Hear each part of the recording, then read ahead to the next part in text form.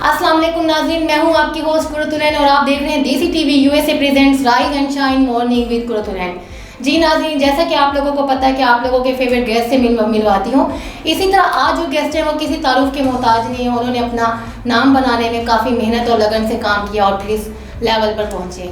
जी, आज इस गेस्ट का मैं मुतारिफ़ करना चाहूँगी। वो बहुत मल्टी टैलेंटेड हैं, जो कि बहुत बासलाहियत होने की वजह से कोऑर्डिनेशंस, इवेंट ऑर्गेनाइज़र और इस तरह से इवेंट्स और जितने भी काम हैं वो इन्होंने काम किए। जैसे कि इवेंट प्लानर्स का भी एक काम होता है और उसमें काफ़ी मेहनत और लगन के साथ एक काम बनता है।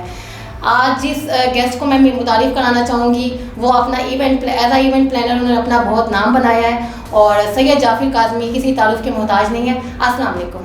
वालेकुम सलाम। कैसा फील कर रहे हैं आप यहाँ देसी टीवी यूएसए में एज अ गेस्ट आकर?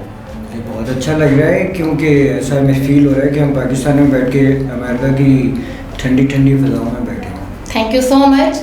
और आप ये बताएं कि आपने अपना जर्नी कैसे स्टार्ट किया, हमारे व्यूअर्स को बताएं। अच्छा, लॉन्ग स्टोरी, काफ़ी पुरानी स्टोरी है। Okay. आप इसको भी रिकॉल करते हैं तो कहते हैं कि हिस्ट्री को रिकॉल करना एक अच्छी चीज़ होती है जी, कि वही किसी चीज़ का असासा होती है। तो अगर आप इस हिस्ट्री की बात की जाए तो ये 40 साल पुरानी कहानी है। अच्छा। जिसमें मुझे शुरू से ही इवेंट्स ऑर्गेनाइज करने का, वो सिंगर जैसे कहता है कि मुझे गाने का शौक़ बचपन से है, तो मुझे ऑर्गेनाइज करने का शौक़ बचपन से था। हमारे ज़माने में मोहल्लों के अंदर शादियां होती थी तो हम लोग जाके विलिंगली, क्योंकि मैं बिलोंग करता हूँ, मेरी सारी ब्रॉटअप हुई हुई है लाहौर से। ओके। लाहौर का एक अपना कल्चर होता था जिसमें शादी का ऑर्गेनाइज करने का मतलब ये होता था कि आपका पूरा मोहल्ला एक इन्वॉल्व हो जाता था। हम पुराने लाहौर से ताल्लुक़ रखते थे। अच्छा। वहाँ जब मैं देखता था कि मुख्तलिफ फंक्शन ऑर्गेनाइज किए जाते हैं जी, तो वो चीज़ें मैंने कैरी की और वो कैरी करते करते करते मैं स्कूल, कॉलेज, यूनिवर्सिटी, फिर मैंने होटल मैनेजमेंट की। Okay. I did my hotel management. फिर मैंने 5 स्टार होटल्स को Okay.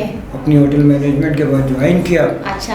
22 साल तक मैं दुनिया के मुख्तलिफ अच्छे होटल्स में इंटरनेशनली काम करता रहा। ओके। जिसमें मिडल ईस्ट है, यूरोप है, पाकिस्तान है। मेरा लास्ट 5 स्टार होटल का जर्नी जो था वो सरीना इस्लामाबाद का था। अच्छा। जिसमें मैंने उसको लॉन्च किया। I was the first operation manager okay. In Serena Islamabad. Good. और फिर उसके बाद मैंने डिसाइड कर लिया कि होटलिंग काफ़ी हो गई, हॉस्पिटैलिटी को और इवेंट मैनेजमेंट को मैंने कैरी फॉरवर्ड इस तरह किया कि उसके बाद मैंने प्रोजेक्ट मैनेजमेंट शुरू कर दी और मैंने फिर अपना काम शुरू कर दिया। उसमें मैं मुख्तलिफ ऑर्गेनाइजेशंस के लोगों के साथ जाके उनकी चीज़ें उनसे डीलिंग करता था और फिर उनसे उनकी अच्छा प्रोजेक्ट उठा के उसको कहता था कि सर हम आपको ये करेंगे। तो पहला प्रोजेक्ट जो सरीना के बाद मैंने उठाया, पाकिस्तान को मैंने पहला फर्स्ट पिलरलेस बैंक्वेट हॉल दिया। ओके, सही है। जिसमें हम आराम से 1000 लोगों को अकोमोडेट करते थे। उस वक्त तक मार्की कल्चर नहीं था। फिर मार्की आई, फिर मुख्तलिफ ट्विन सिटी के अंदर जितनी भी 5 स्टार मार्कीज़ हैं वो मैंने ही लॉन्च किए। ओके। अब मार्कीज़ को लॉन्च करने के बाद प्रोजेक्ट चला के पीक पे पहुँचा के वो मेरा कॉन्ट्रैक्ट ख़त्म हो जाता अच्छा। था। फिर मैंने कोविड से पहले अपना बिजनेस शुरू किया तो कोविड आ गया। ऐसा ही है। तब कोविड के बाद अब थोड़ा थोड़ा ईज आउट हो रहा है। तो अभी मैं रिसेंटली सही। मैं अपना एक ज़ाती फार्म हाउस रन करने जा रहा हूँ जो कि लॉन्च हो रहा है। ये भी एक यूनिक किस्म का फार्म हाउस होगा जो कि अभी तक किसी ने लॉन्च नहीं किया, इंशाल्लाह। ये है मेरी जर्नी का सफ़र। गुड। अच्छा, आप ये बताएं कि इस फील्ड में आपको कितना अरसा हो चुका है? मैं ये 33 years okay, in this field। काफ़ी टाइम हुआ है आपको। और आप ये बताएं कि अगर इवेंट्स कोई स्टार्ट करना हो या कोई एज अ इवेंट प्लानर कोई आना चाहिए इस फील्ड में, तो आप क्या रेफर करना चाहेंगे, क्या सजेस्ट करेंगे कि वो किस तरह से अपनी मेहनत करके इस लेवल पर आए? हमारी बदकिस्मती पाकिस्तान की सबसे बड़ी ये है कि कोई भी काम यहाँ पे शुरू होता है तो उसकी भेड़ चाल शुरू हो जाती है। सही बात है। यानी आप उसको ये कह, हमने बड़ा मशहूर एक जुमला यहाँ पे मशहूर है कि ये CNG बिजनेस हो। अगर किसी ने CNG लगाया तो CNG स्टेशन ही खोलने शुरू कर दी। अगर किसी ने शादी हॉल किया तो उसने शादी हॉल और मार्किस बिजनेस में ही आ गया। चाहे वो अपने बैकग्राउंड में अगर उसको देखा जाए तो उसने चाहे बाड़े का काम कर रहा हो, वो दूध बेचता हो, लेकिन वो आन के उसने मार्की खोल ली, उसके बाद पैसा आ गया और फिर उसने कहा कि मैंने शादी हाल बनाना है, जबकि उसको ABC भी नहीं उसकी पता। तो मेरी रिक्वेस्ट नए आने वालों के साथ यही है कि काइंडली प्लीज़ जब भी आप किसी भी फील्ड को चूज़ करने, स्पेशली हमारी फील्ड, क्योंकि हमारी फील्ड बड़ी डिफरेंट टाइप की फील्ड है, जब वो इन होते हैं तो इसमें बहुत सारे परेशान हो जाते हैं और बहुत सारे भाग जाते हैं। सही बात। तो वो बेसिक को ही कैरी फॉरवर्ड करें, जब तक वो बेसिक नहीं सीखेंगे उनकी तरक्की नहीं हो सकती। इस फील्ड में आपके गुड एंड बैड एक्सपीरियंसेस क्या हैं? गुड एंड बैड तो सारी फील्ड्स में होते हैं, लेकिन ज़्यादा मुझे अच्छे ही एक्सपीरियंस रहे, क्योंकि मैंने अपनी फील्ड, इस फील्ड में मैंने इस्लामाबाद और रावलपिंडी को 5 बड़े प्रोजेक्ट दिए। ओके। तो वो एक मेरे लिए, मैं इंसान अपने आप सोचता है ना कि मैंने अपनी ज़िंदगी में क्या गेन किया। तो जब मैं अपनी बैक को सोचता हूँ तो फिर मुझे बड़ा प्राउड फील करता हूँ कि मेरा नाम अगर इस्लामाबाद में 10 इवेंट मैनेजमेंट कंपनीज में लिया जाता है या इवेंट मैनेजर्स में नाम लिया जाता है, उन 10 में भी मैं होता हूँ। जब 5 में लिया जाता है, उन 5 में भी मैं होता हूँ। जब फर्स्ट 3 में नाम लिया जाता है तो उसमें भी मैं ही पाया जाता हूँ। तो ये मुझे एक प्राउड फील होता है। और बैड एक्सपीरियंस ये है कि बहुत सारी चीज़ें, I lost my father, I lost my family, और ऐसा एक्सपीरियंस है कि मैं फंक्शन पे था, मेरे घर में डेथ हुई भी थी, लेकिन मैंने फंक्शन पूरा किया। अच्छा। ये कमिटमेंट है इस फील्ड के साथ। ऐसा ही है। आप ये बताएं कि आपने ये जो 5 बड़े प्रोजेक्ट्स आपने किए हैं, जो आपके लाइफ के सबसे बेस्ट प्रोजेक्ट्स थे, वो कौन कौन से थे, हमारे व्यूअर्स को बताएं ताकि पता चले उनको। 90s में मैंने इस्लामाबाद में हनीफ राजपूत को लॉन्च किया। Okay. That was the first caterers of Pakistan. अच्छा। और वो मैं प्राउडली अभी, बल्कि मैं खुशी से कहता हूँ, अल्लाह उनको जन्नत नसीब करे, करवट करवट जन्नत नसीब हो। ही इज़ माई रूहानी उस्ताद हनीफ साहब। हनीफ राजपूत साहब ने मुझे इस फील्ड का बहुत कुछ सिखाया। तो मैंने होटल मैनेजमेंट की भी थी, लेकिन मुझे असल चीज़ सिखाने वाले वो थे। हाँ। तो उन्होंने मुझे, मैं कराची से इस्लामाबाद की जब उन्होंने ब्रांच खोली तो इस्लामाबाद में कैटरिंग का पहले कॉन्सेप्ट ही नहीं था। उस चीज़ को हमने लॉन्च किया और उन्होंने हमें बहुत कुछ सिखाया। सही। आप इतना, वैसे आप बिजी रहते हैं तो फैमिली को भी टाइम दे देते थे या आपके लिए मुश्किल होता था? देखें, जो इवेंट्स का मतलब, मैं अक्सर जब अपने ऑफिस में बैठा हुआ होता हूँ तो मैं अपने जूनियर्स को, अपने सबऑर्डिनेट्स को मैं एक लेसन और एक मैं मिशन स्टेटमेंट देता हूँ। वो ये है कि बेटा, फंक्शन तो सारे ही होते हैं, लेकिन जब कोई आपके घर, आपके ऑफिस में आपको इवेंट देके जाता है तो वो अपनी इज्जत आपकी हथेली पे रख के चला जाता है। सही। तो अब चाहे आप उस हथेली को यूं लिए करते रहें या बंद करके दिल के साथ लगा दें। तो जब आप दिल के साथ लगा लेते हैं तो फिर फैमिली को तो टाइम कम देना पड़ता है। सही बात है। कमिटमेंट पहले, क्योंकि रोजी से रोजा है, रोजी होगी तो घर होगा। सही बात है। आपके अपकमिंग प्रोजेक्ट्स कौन कौन से हैं जो लाइन अप है? कोविड ने तो बहुत डिस्टर्ब किया हुआ था, लेकिन अभी मेरा upcoming project within 15 to 20 days, जो कि मैं ऑलमोस्ट मैं लॉन्च कर चुका हूँ। अच्छा। गुलबर्ग ग्रीन में इस्लामाबाद का सबसे बड़ा फार्म हाउस है। ओके। और इसमें भी मैं रिक्वेस्ट करूंगा उन लोगों से कि अभी आपने क्वेश्चन किया था कि जो नए आने वाले हैं उनको क्या करें, उनसे यही रिक्वेस्ट है कि जब आप करते हैं कोई काम तो उसकी ABCD जी आपको पता होनी चाहिए। सही बात है। अब मेरे फार्म हाउस लोगों ने यहाँ पे खोले हुए हैं। इस्लामाबाद के मौसम का किसी कभी भी एतबार नहीं होता, तो प्लान भी किसी के पास नहीं होता। तो जिसने बेचारे ने या बेचारी ने 1 साल पहले एक फंक्शन आपको दिया हुआ होता है और आपको डिज़ाइन कर रहे होते हैं, सब कुछ बनाया होता है, 15 मिनट में वो फंक्शन ख़राब हो जाता है, जबकि आपके पास प्लान बी ही नहीं होता। तो मैं ये जो प्रोजेक्ट लॉन्च कर रहा हूँ इसमें प्लान ए भी है, प्लान बी भी है। सही। तो आपका फंक्शन नहीं ख़राब होगा। In case of bad weather हम फंक्शन को शिफ्ट कर सकते हैं। आपकी आप ये बताएं कि आपने जो अपना इवेंट स्टार्ट किया है, कंपनी का नेम क्या है, आप हमारे व्यूअर्स को बताएं, और क्या पेज है, पेज का नेम भी हमारे काइंडली व्यूअर्स को बताएं। मैं इस वक्त कॉन्सेप्ट इवेंट सर्विसेज के नाम से मेरा पेज है। अच्छा। और कॉन्सेप्ट इवेंट सर्विसेज इस्लामाबाद के ही नाम से मेरा इंस्टाग्राम पे है। अच्छा जी। ये मेरी कंपनी का नाम है। ओके। और इसी के नाम के साथ मेरे नाम को देखते हुए मैं क्योंकि रजिस्टर्ड फर्म है, ओके, उसके बावजूद मेरी रिक्वेस्ट सब उन लोगों से ज़रूर है कि काइंडली मेरी कंपनी का नाम यूज़ करते हुए कम से कम अपनी कंपनी रजिस्टर्ड करा दिया करें। सही बात है। लोगों ने, बहुत सारे लोगों ने, क्योंकि जाफ़र काज़मी का जब नाम आता है तो उन्होंने कहा कॉन्सेप्ट का नाम लगा लो तो शायद कुछ हो जाए। कॉन्सेप्ट बनाने के लिए दिमाग भी होना चाहिए। सही बात है। आपका एक पैराडाइज कॉम्प्लेक्स और बाकी प्रोजेक्ट भी हुए थे। मैंने हनीफ राजपूत के बाद पैराडाइज कॉम्प्लेक्स लॉन्च किया।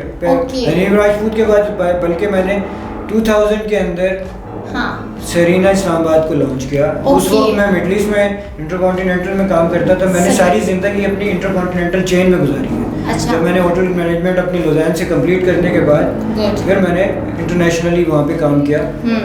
वो मेरी फील्ड कुछ और थी, उसमें मैं स्पेशलाइज फील्ड थी मेरी, जिसमें मैं रेस्टोरेंट और बार्स को देखता था। पाकिस्तान में ये चीज़ें नहीं होती थी। मैंने बेवरेज का स्पेशलाइजेशन कोर्स किया हुआ है। अच्छा। मैं कुकिंग का भी मास्टर शेफ रहा हूँ।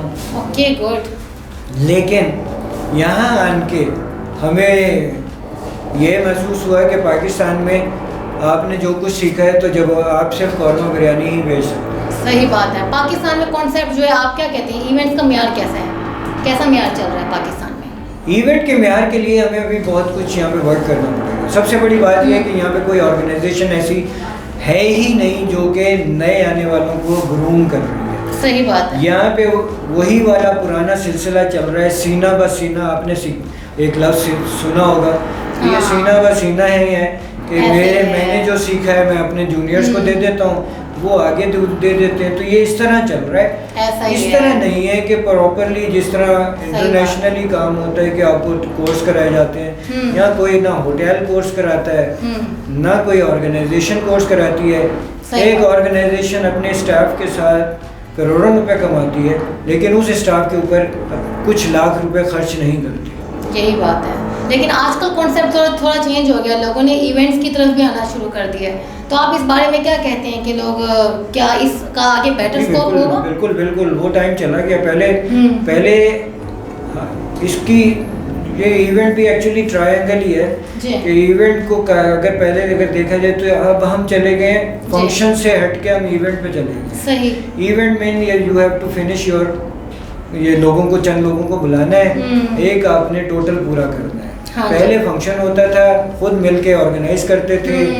एक अगर किसी के घर में शादी का फंक्शन आ जाता है तो वो 6-6 महीने पहले वहाँ पे तैयारियां शुरू हो जाती थी। एक 2-2 महीने पहले ढोलक शुरू हो जाती थी, घर के बूढ़े बुजुर्ग बैठते थे, रिश्तेदार आने शुरू हो जाते थे, मेल मिलाप शुरू। ये हमारा एक कल्चर था, जो कल्चर अब खत्म होके ट्रांसफर हो गया है एक शादी हॉल के अंदर। सही। पहले शादी होती थी 3 महीने की, अब शादी रह गई है 3 दिन की। 3 दिन की, ऐसा ही है।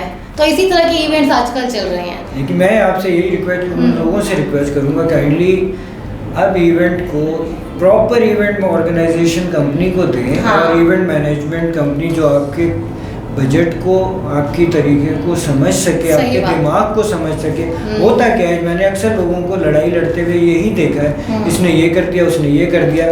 वो वादे तो बहुत सारे कर लेते हैं, लेकिन इम्प्लीमेंट जब एग्जीक्यूशन पे आते हैं तो वो मार खा जाते हैं। क्योंकि होता ये है कि एक इवेंट मैनेजमेंट कंपनी का जो सेल्स एग्जीक्यूटिव या मैनेजर किसी क्लाइंट को डील करता है तो वो बेसिकली क्लाइंट उसका हाई इस जगह पे होता है। सही बात है। लेकिन उस चीज़ को एग्जीक्यूट करने के लिए एज ऑफ पाकिस्तानी कल्चर आपको यहाँ पे बात करनी होती है। अब ये जो वैक्यूम है, हाँ, उसको आपने किस तरह बंद करना है या किस तरह इसको कम करना है, वो एक प्रोफेशनल आदमी ही कर सकता है। सही बात है। असल में ये बच्चे जो नए आते हैं वो पढ़ लेते हैं, वो नेट देख लेते हैं, ये मैं कर दूंगा, मैं वो कर दूंगा, हाँ, थीम कर दूंगा, फला कर दूंगा, लेकिन जब करने पे आते हैं नहीं कर सकते।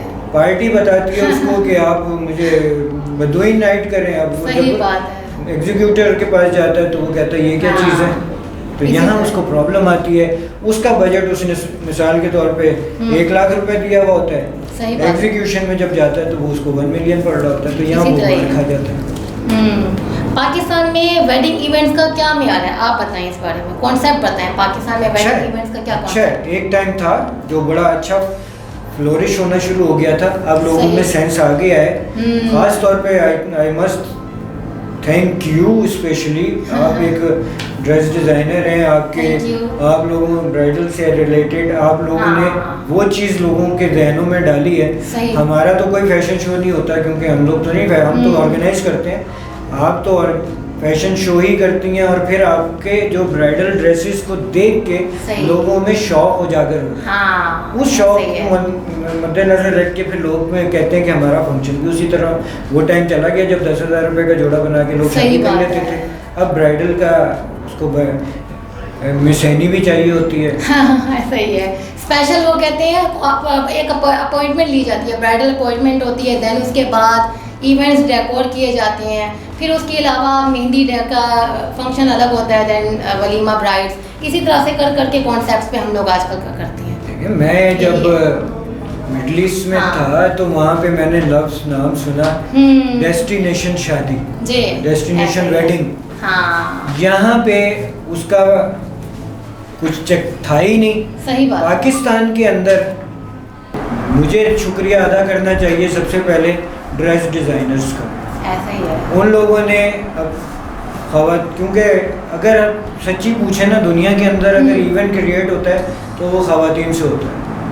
मर्द को तो आप किसी भी जगह पे ले जाके खाना खिला दें तो वो खामोशी से खा लेगा, लेकिन एक खातून है, मशहूर लफ्ज़ है कि खातून खाना, और वो खातून को ड्रेस डिज़ाइनिंग में आ गई, उन्होंने लोगों को बताया कि ब्राइडल ऐसा होना चाहिए। उसके बाद जब एक फैमिली अच्छा महंगा ड्रेस लेती है, डिज़ाइनर से अपॉइंटमेंट लेके सब कुछ करती है, तो फिर ऑब्वियसली वो कहती है कि इस चीज़ को, फ़ोटोशूट को प्रॉपर जगह पे मेरे गेस्ट भी इंटरटेन हो। वो अब नज़र हमें बहुत अच्छा आ रहा है। पहले हम समझते थे खाली कराची में ही सबसे अच्छा बिजनेस है, ऐसा ही है।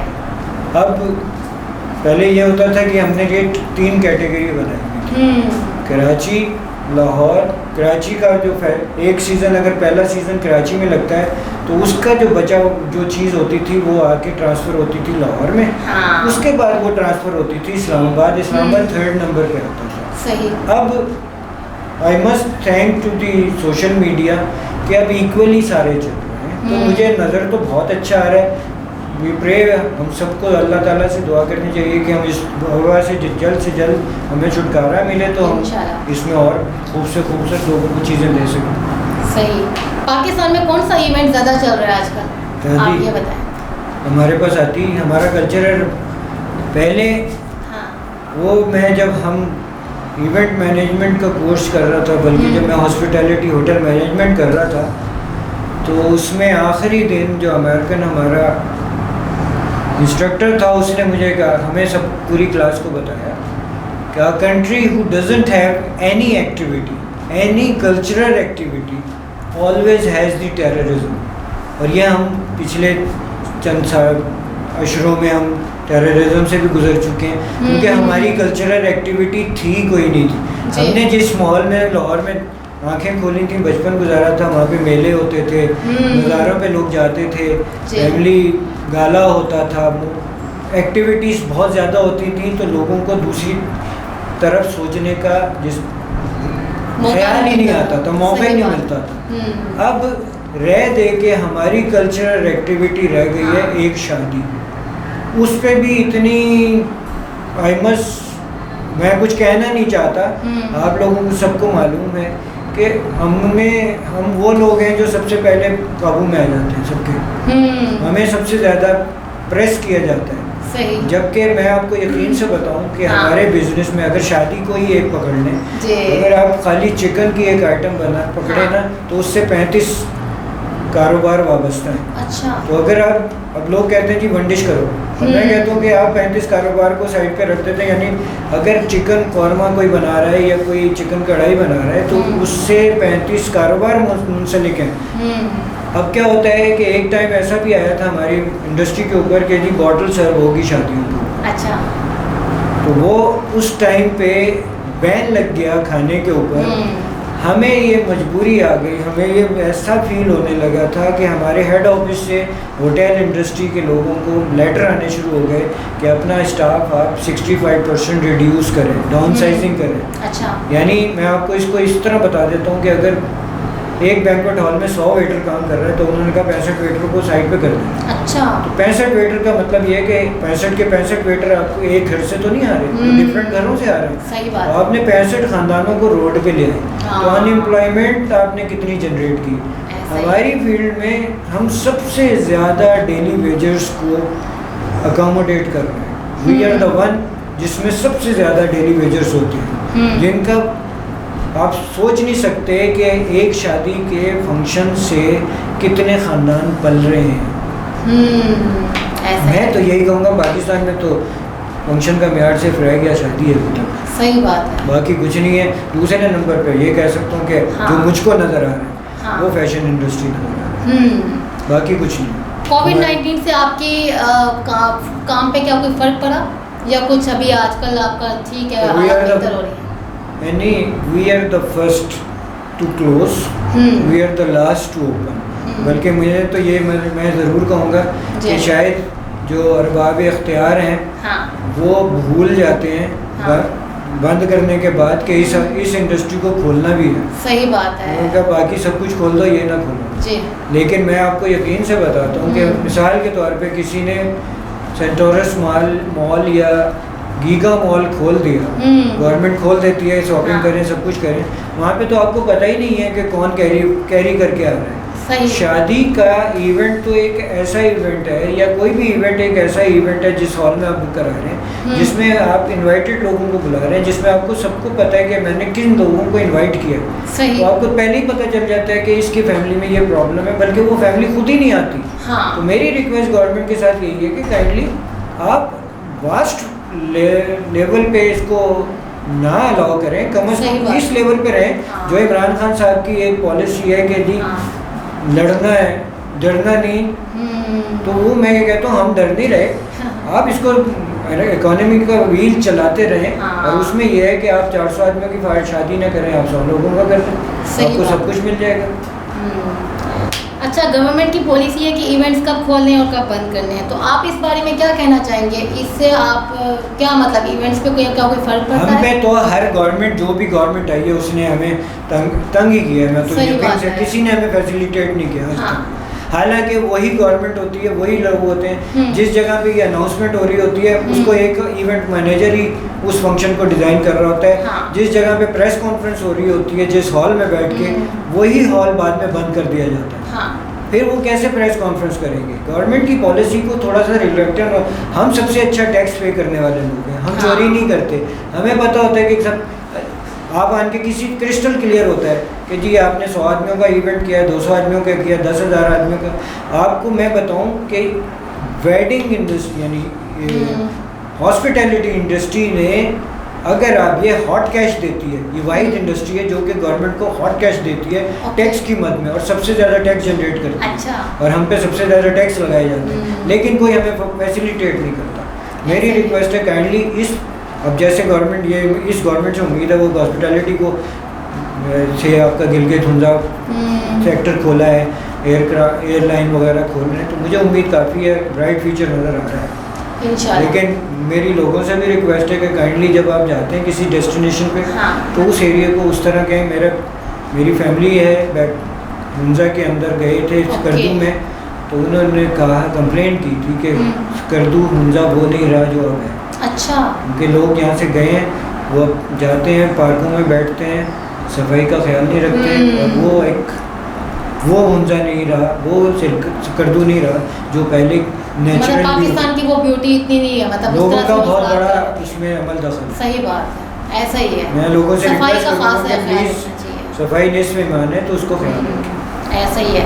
अच्छा, कॉन्सेप्ट इवेंट्स के जो आपने वेडिंग प्लानर का आपने काम स्टार्ट किया है, आप ये बताएं कि इसमें आपके क्या क्या इवेंट्स का काम है? जस्ट इवेंट्स पे ही है या वेडिंग्स पे ही फोकस करते हैं, या और भी आपकी सेरेमनीज भी होती हैं?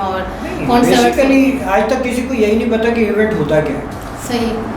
ये अगर पढ़ के आएंगे तो आपको पता चलेगा कि इवेंट का मतलब क्या है। हाँ। Event is not only wedding. हमारे पाकिस्तान में हमने इवेंट से पाकिस्तान में वेडिंग को समझा। सही बात। Event is seminar, event is conference, event is press conference, event is launching, event is fashion show, event is any branding, event is road show, event is musical concert. Event तो बहुत सारे हैं। सही बात। अगर आप इसको फील्ड को फैलाना चाहें तो ये तो खुलती चली जाएगी, ऐसा ही लेकिन अगर आप इसको बंद करें तो आप वेडिंग में रह जाएंगे। हम अपना इवेंट मैनेजमेंट, हमारी कंपनियां जो भी खुली हुई हैं पाकिस्तान में, उन्होंने अपने आप को स्क्वीज किया हुआ है, स्पेशलाइज कर लिया शादियों पे, लेकिन वो शादी के फंक्शन भी सही तरह से डिलीवर नहीं कर रहे। हाँ, ऐसा ही है। एक ऑर्गेनाइजर की कामयाबी किस चीज़ में है, आप ये बताएं।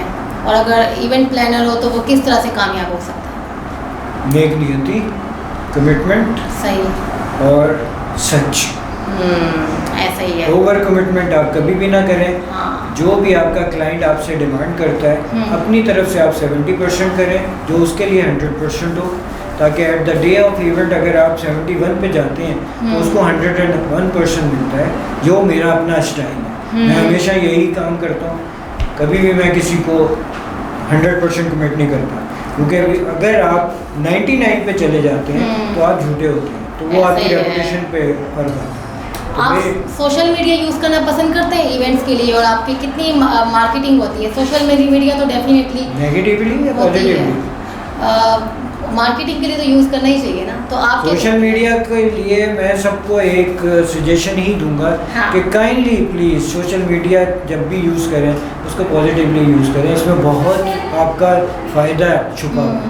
और अगर आप अभी मैं आपको ये हकीकत बताऊं कि अभी मैं प्रोडक्ट अपनी लॉन्च करने जा रहा हूँ, मैंने जितनी भी प्रोडक्ट लॉन्च की हैं, जितनी भी चीज़ें लॉन्च की हैं, उसको मैंने स्टार्ट ही सोशल मीडिया से किया, और उसने मेरी एक अलग से मार्केट जनरेट की।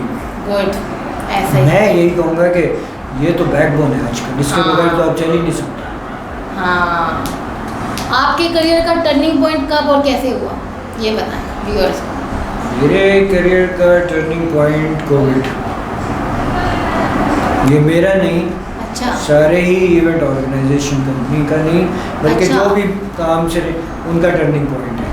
हमारा सबसे बड़ा टर्निंग पॉइंट ही कौन से कह सकते हैं कि कोविड ने हमें खा लिया, बल्कि बहुत सारे लोगों को खा लिया, क्योंकि हम तो सबसे पहले बंद हो जाते थे, फिर हम खुलते ही नहीं थे। अभी भी यही है, कभी अंदर के फंक्शन बंद हैं तो कभी बाहर के फंक्शन बंद हैं, कभी 500 की इजाज़त मिल जाती है, कभी 150 की इजाज़त मिल जाती है। तो ये टर्निंग पॉइंट है जो कि अल्लाह ताला से दुआ है कि इससे हमें बाहर मिला। आने वाले 5 सालों में खुद को आप कहाँ पर देखते हैं? सामान 100 बरस का, बल्कि खबर नहीं। लेकिन वैसे आप बताएं कि आपने आगे तो कोई आपके होंगे ना प्रोजेक्ट? हर आदमी चाहता है खूब से खूब तरक्की, मैं तो चाहता ये हूँ कि मैं नंबर 1 बनूँ, लेकिन नंबर 1 अल्लाह की ज़ात है। पाकिस्तान में इवेंट्स और फैशन शोज़ का क्या स्कोप है?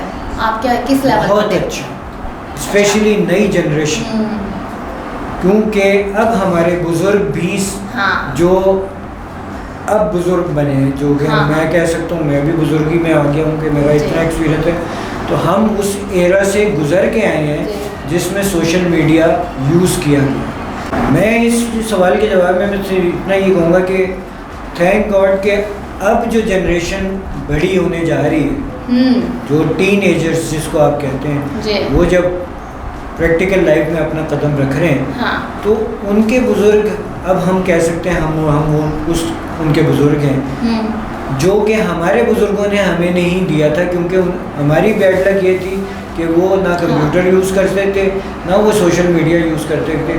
अब हमने, क्योंकि हमने वो इस्तेमाल किया हुआ है, हमने उनको गाइडलाइंस दिए उन बच्चों को, तो अभी तो इसको मुझे बहुत ब्राइट नज़र आ रहा है। और ये पाकिस्तान, आपको मैं बता दूं, जिस तरह अभी आपने सुना भी होगा और हम देख भी रहे हैं इमरान खान साहब की हुकूमत में कि टेक्सटाइल इंडस्ट्री बहुत बूम कर रही है, तो टेक्सटाइल इंडस्ट्री ही फैशन इंडस्ट्री है बेसिकली, जो कि वर्ल्ड में बूम कर रही है, तो इसका मेयार आप खुद ही अंदाज़ा कर सकते हैं हम कहाँ जाएंगे। सही बात है, हम बहुत ऊपर जाएंगे इंशाल्लाह। फारिग औकात में आप क्या करना पसंद करते हैं?